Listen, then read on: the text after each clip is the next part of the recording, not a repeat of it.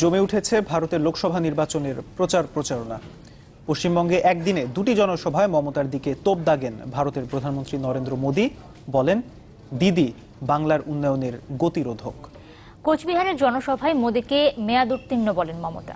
এ সময় দাবি করেন, বাংলাদেশ ভারত ছিটমহল সমস্যার সমাধানে নিয়ামকের ভূমিকা পালন করেছেন তিনি।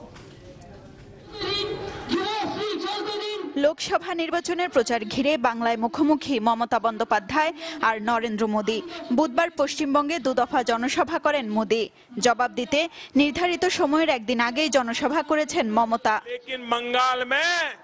শিলিগুড়ির জনসভায় মমতাকে স্পিড ব্রেকার বলে কটাক্ষ করার পাশাপাশি চিটফান্ড ইস্যুতে তার ভূমিকার সমালোচনা করেন ভারতের প্রধানমন্ত্রী।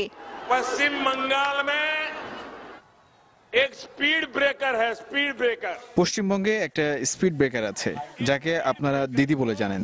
এই দিদি উন্নয়নের পথে বাধা। এই স্পিড ব্রেকার সরে যাওয়ার অপেক্ষায় আছে আমি।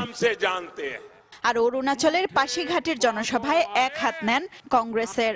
जिन लोगों ने 70 साल तक राज किया, তারা 70 বছর এই দেশ শাসন করেছে, কিন্তু তাদের অর্জন শূন্য। কংগ্রেসের ঘোষণাপত্র তাদের দলের মতোই মিথ্যা ও প্রতারণার প্রতিশ্রুতিতে পরিপূর্ণ। কোচবিহারে তৃণমূলের জনসভায় মোদীকে মেয়াদোত্তীর্ণ বলে কটাক্ষ করেন পশ্চিমবঙ্গের মুখ্যমন্ত্রী মমতা বন্দ্যোপাধ্যায়। বলেন, নির্বাচন কমিশনের নির্দেশ ভঙ্গ করে সেনা নিয়ে রাজনীতি করেছেন মোদী। গত 5 বছর বিজেপি সরকার কোনো উন্নয়ন করেনি।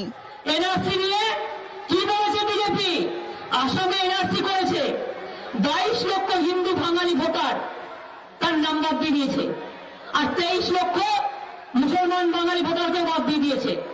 নেপালিও বাদ দিয়েছে, ইউপিও বাদ দিয়েছে। বলছে আবার আমরা বাংলায় করব। এত সস্তা, বাংলায় 42-এ একটা তো পাও। লোকসভা নির্বাচনে পশ্চিমবঙ্গের 42টি আসনের 20টি টার্গেট করেছে বিজেপি। রাজ্যে আধিপত্য না থাকলেও ধীরে ধীরে সমর্থন বাড়ছে দলটির।